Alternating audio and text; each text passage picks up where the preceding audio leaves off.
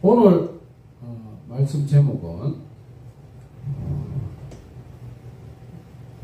이방인을 위한 사역의 제목으로 말씀 전하도록 하겠습니다. 그런데 이방인의 사역에 이전에 깨끗함의 논쟁이 있었던 이후에 이방인의 사역입니다. 이 주제로 말씀 전하도록 하겠습니다.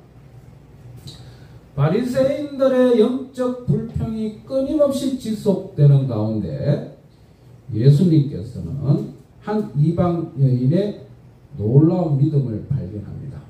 바로 오늘 본문 교독했던 본문의 말씀이라 할 수 있겠죠.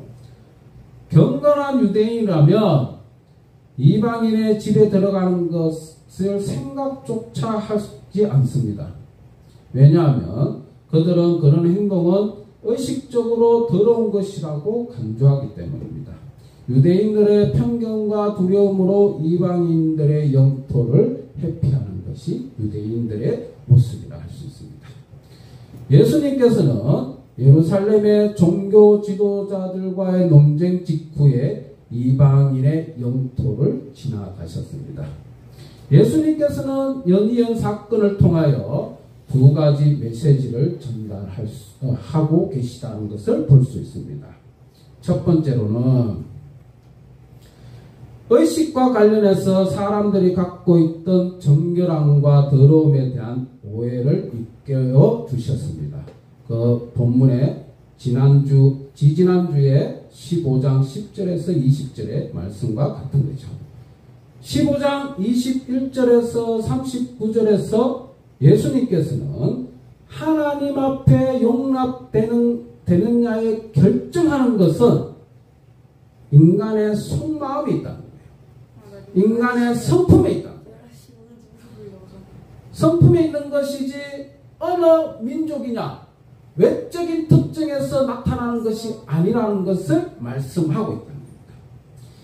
이방 여인과 수많은 다른 이방인들은 유대인들보다 예수님을 믿는 큰 믿음을 보여주었습니다. 그리고 성부 하나님께서 그들에게 대한 치료와 4,000명의 먹이신 사건을 통하여 그들의 마음을 받으셨음을 보여주고 있는 것입니다. 두 번째는 믿지 않는 이스라엘에 향한 실망감을 드러낸 겁니다. 예수님께서는 15장 1절에서 20절 신는 의식과 관련된 논쟁이 마지막 기회였다는 거예요. 이 논쟁이 끝나고 이방인의 땅으로 가셨다는 것입니다. 그런데 예수님은 이스라엘 전체를 버리시지 않았습니다. 왜냐하면 그 가운데는 신실한 남은 자들이 여전히 존재하고 있기 때문입니다. 그분은 이스라엘 백성들의 믿음이 합당치 못함을 분명히 밝혔습니다. 그들의 믿음 없음은 성경을 통하여 하나님의 생각과 마음을 계시받을 수 있는 특권을 갖지 못한 이방인들만 또 못하다는 것을 보여주고 있는 것입니다. 예수님께서는 이스라엘을 최혜국, 즉 최대의 혜택을 입은 국가에 대해서 종지부를 찍고 계십니다. 이 본문 말씀입니다. 그러나 아브라함을 향한 하나님의 약속 때문에 이스라엘은 하나님의 계획 가운데 항상 특별한 역할을 맡게 되는 것입니다. 이것이 첫 번째, 두 번째 메시지를 전하고 있다고 볼 수 있습니다. 그런데 첫 번째 하나님 앞에 용납되는 결정이 뭐냐는 것이죠. 속마음, 성품이라고 말씀드렸습니다. 그런데 오늘날 우리가 속마음의 모습이 어떠냐? 받아들이지 못하는 부분이 우리의 모습도 있다는 것이요. 유대인들뿐만 아니라 우리의 모습에서도 나타난다는 거예요. 첫 번째, 가난한 자. 가난한 자들의 모습을 보면 우리는 조금 적대시합니다. 왜? 뭘 능력이 없어서 저렇게 가난한가? 두 번째, 학문의 정도죠. 배우지 못한 자의 모습을 봤을 때에 좀 적대시합니다. 세 번째는 뭘까요? 부도덕함이죠. 오늘날 우리 사회는 도덕성을 강조하는 사회입니다. 그래서 부도덕한 사람을 적대시하죠.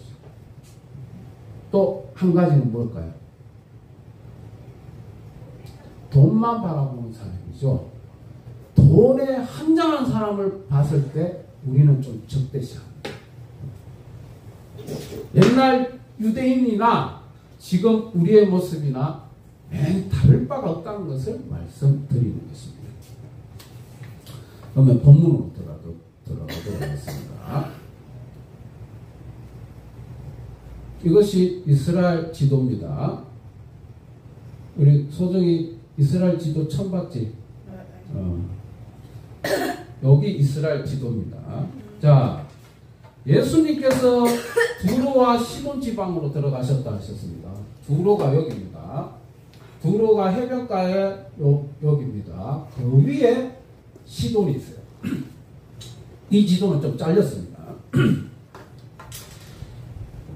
이 두로와 시돈은 이방인의 부정함의 상징적인 두 도시입니다.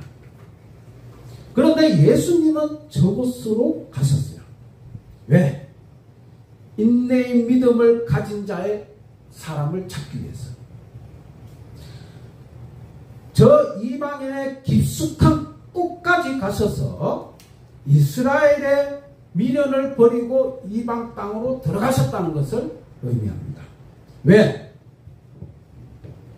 부모 공경하라고 했는데 이스라엘인들은, 유대인들은 고르반, 즉 하나님의 이름을 빙자하여서 부모 공경을 안 하도 된다는 그런 부정함을 저지르고 하나님의 계명을 어기는 그들을 이제는 외면하고 계셨다는 것을 보여주고 있는 것입니다. 15장 22절, 가나안 여자, 즉 가나안 족속은 이스라엘 민족의 약속의 땅에 들어갈 때 완전히 멸망시키도록 명령받은 민족이라는 거예요.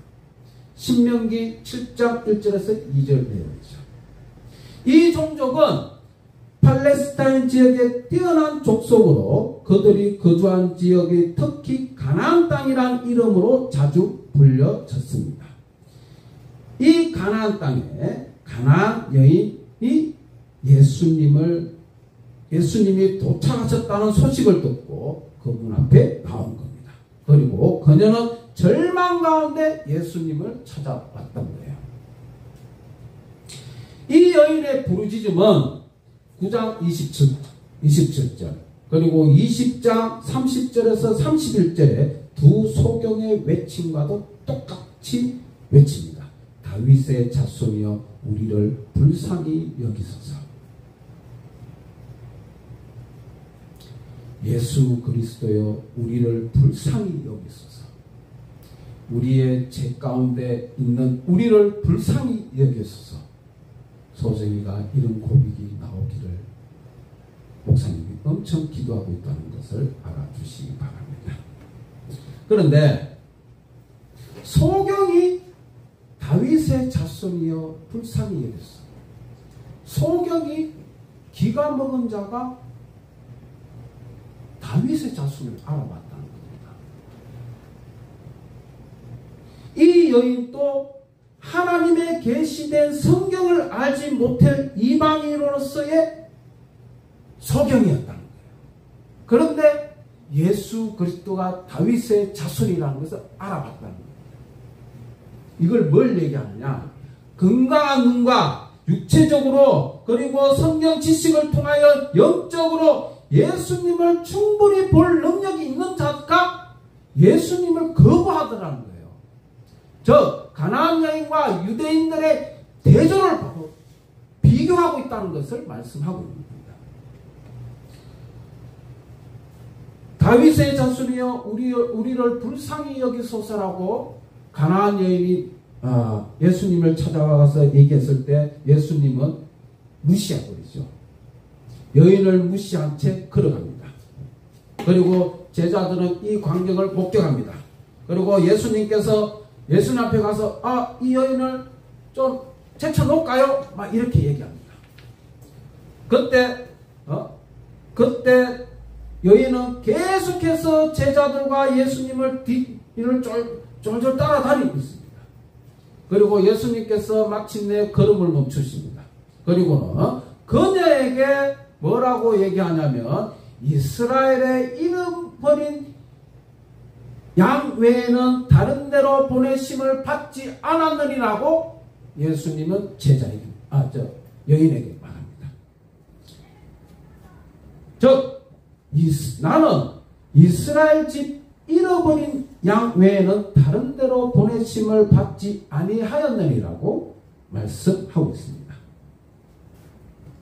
이 말씀은 이스라엘의 잃어버린 양은 예수님께서 10장 6절에서 12제자에게 오직 유대인에게만 가르치고 계시다는 것을 말씀하고 있습니다.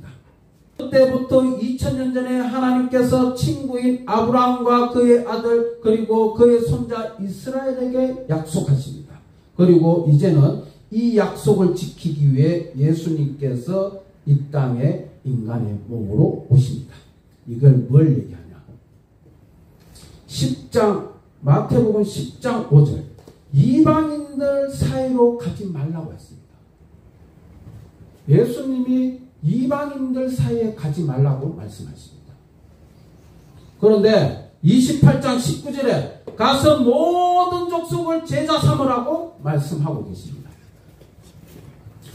즉 10장 5절과 28장 19절의 중간 지점에서 이 본문 말씀이 있다는 거예요.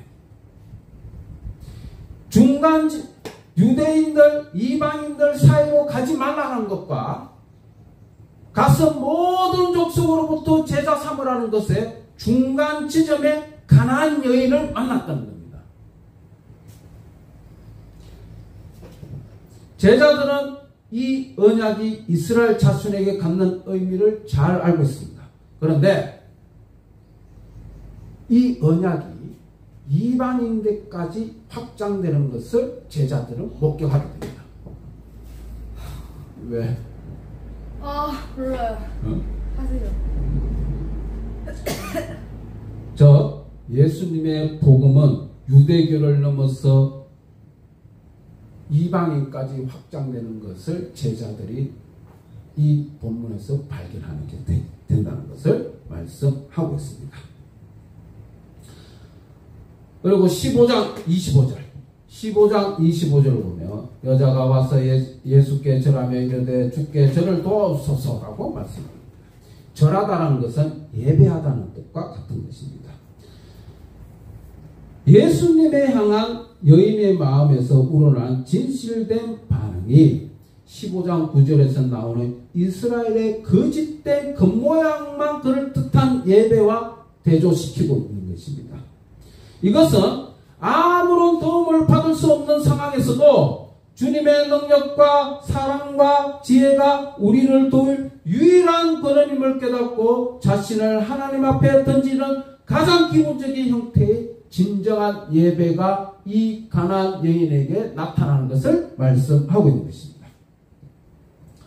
15장 26절 대답하여 이르시되 자녀의 떡을 취하여 개들에게 던짐이 마땅하지 아니하니라 라고 예수님은 이 여인에게 말씀하고 있습니다. 그 시대는 애완용으로 기르는 개들이 오늘날처럼 흔하지가 않았어요. 대부분의 개들은 야생이었고 더러운 길거리를 함부로 돌아다니는 위험한 동물이었다는 것을 말합니다. 유대인들이 흔히 이방인들을 깨끗하지 못하고 거친 개라는 의미로서 개라고 불렀던 겁니다. 유대인들이